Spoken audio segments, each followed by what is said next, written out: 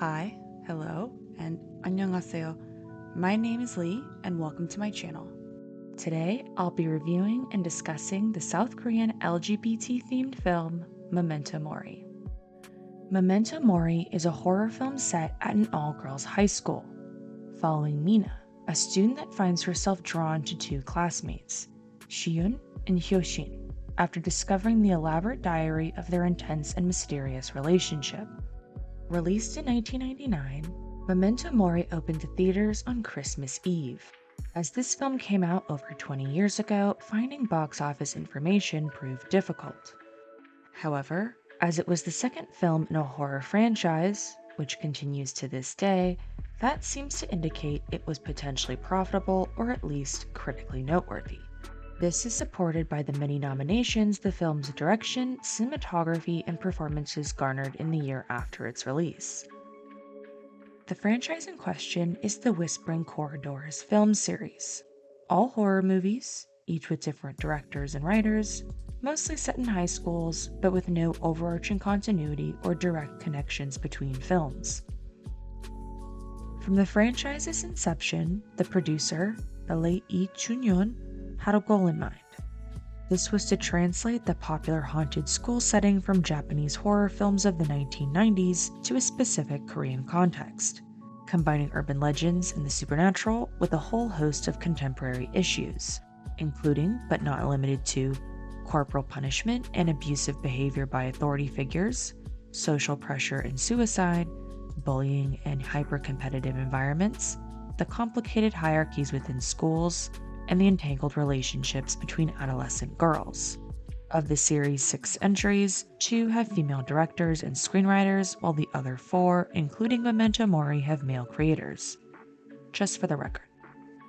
In an interview with Kim Gyu-hyun, producer Lee said 2 things that stood out to me.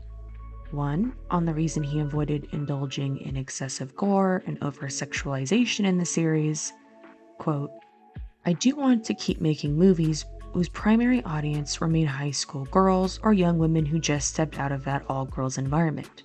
It is important that there are Korean movies that can be appreciated by them and give these people a voice, so to speak. In case you're wondering, single-sex schools are still the norm in South Korea, although coeducational school conversions began in the 1980s. The second was a statement directly addressing non-Korean viewers and what he wanted them to really understand. Quote, "Another thing is this peculiar combination of discipline and the really crazy competition among students that dominate education in Korea. I suppose the competition itself is easy enough to understand on an abstract level, but I want non-Koreans to understand that competition in real life can sometimes be very stifling. If everyone competes for the same goals, the same goods, then it becomes stifling." Viewer responses to this film that I could find were fairly divided between those who either quite liked it or thought it was brilliant versus those who thought it was boring, not scary at all, and shouldn't count as a horror film. This brings us to a discussion of the Korean education system and the experiences of LGBT youth, and the prospective horrors thereof. Memento Mori's production actually falls on the nexus of South Korea's increased visibility in the cinematic world in the 1990s, as well as the laxing of film censorship laws, both trends that would affect the horror genre, as you might imagine. This entry, directed by Kim Tae-yong and Min Gyu-dong, tackles some potentially triggering material, such as homophobia, bullying, inappropriate student-teacher dynamics, corporal punishment in education, and suicide. Emerging strongly in the 1990s, a debate raged about the legality and effectiveness of corporal punishment in the South Korean education system. For a broad definition, corporal punishment is the infliction of physical pain upon a person's body as punishment for a crime or infraction. The term also denotes the physical disciplining of children in the schools and at home. An important rationale for the use of corporal punishment has historically been that the pain, injury, humiliation, and degradation it inflicted would deter the offender from committing similar offenses in the future. This can be further divided into direct corporal punishment, which includes any type of hitting, and indirect corporal punishment, which refers to all other methods of inflicting punitive bodily pain or stress on students, i.e. holding stress positions, exercise, etc. The indirect method could extend to psychological tactics and violent language. Technically, direct corporal punishment was banned in South Korea in the mid-1990s, but this, A, wasn't enforced consistently, B, uneasily conflicted with later laws that allowed any discipline if it was deemed necessary to education, C, left indirect corporal punishment free and legal, and D, further exposed the divide with as many teachers, parents, and students defending corporal punishment as supporting the attempted ban. Many saw corporal punishment as the norm and tradition, as essential to maintaining order and discipline, and as a natural reaction to the growing class sizes and immense pressure put on teachers to educate in a hyper-competitive environment that emphasized test results. This discourse actually continued well into the 2000s and 2010s, after Human Rights Watch groups, global initiatives, and a few incidents of teacher abuse went very viral. Mind you, the research has proven the long-term inefficiency of corporal punishment as a disciplinary method. It really just serves for short-term compliance, but can reinforce bad behavior, increase rebelliousness, encourage students to try harder to not get caught, and doesn't clearly get across why the offense was wrong to begin with. In the end, students learn to avoid the pain rather than the offense and can suffer long-term mental health issues. In 2016, 20% of Seoul students reported experiencing some form of direct corporal punishment, while some teachers had to find alternatives like running laps, standing in front of the class, self-reflection rooms, or picking up trash. Obviously, corporal punishment has a much longer history preceding this debate, going back centuries. But much of the more recent debates are grounded in an educational environment that tolerates and even condones violence, a capitalist society that necessitates hostile competition for resources and test results, and a consistently growing suicide rate among teens, as in it's the leading cause of death by a large margin. Now that is the breeding ground for the true stuff horror is made of.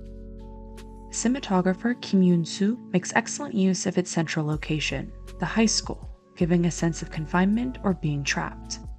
The story is non-linear and timelines and memories fluidly coexist within the same scene, and by the climax the imagery becomes more surreal and the school a more literal prison.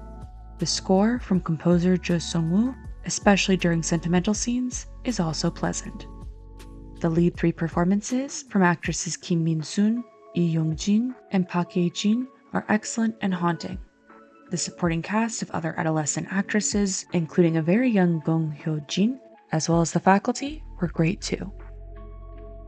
But directors Kim and Min intentionally took Memento Mori farther by adding the LGBT experience to this already intense milieu. So imagine this tense and anxiety-producing environment.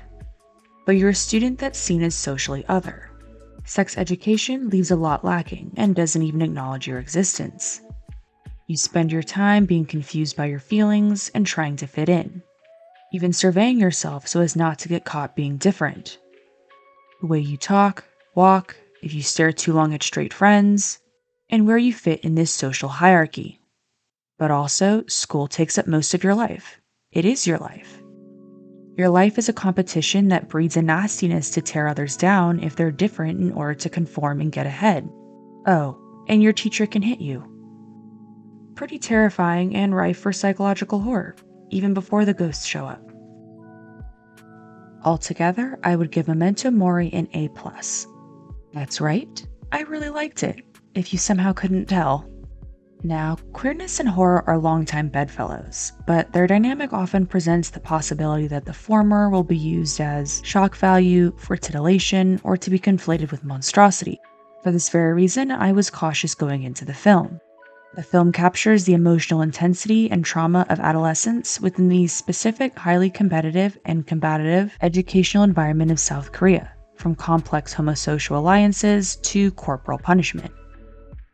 Memento Mori, in my opinion, balances the solace and joy of youthful love with the horrifying effects of social marginalization and ostracization. The horror which unfolds is not sourced to queerness, but the isolating and destabilizing trauma of homophobia within a Korean-specific context.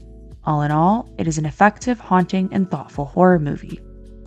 Clearly, this is a lot to put on a movie that's barely over 90 minutes, but I really wanted to get across the context for when this film came out at a time when queer issues were mostly camouflaged by genre or not talked about at all, and why the film's specificity qualifies it as a horror film, and a good one at that.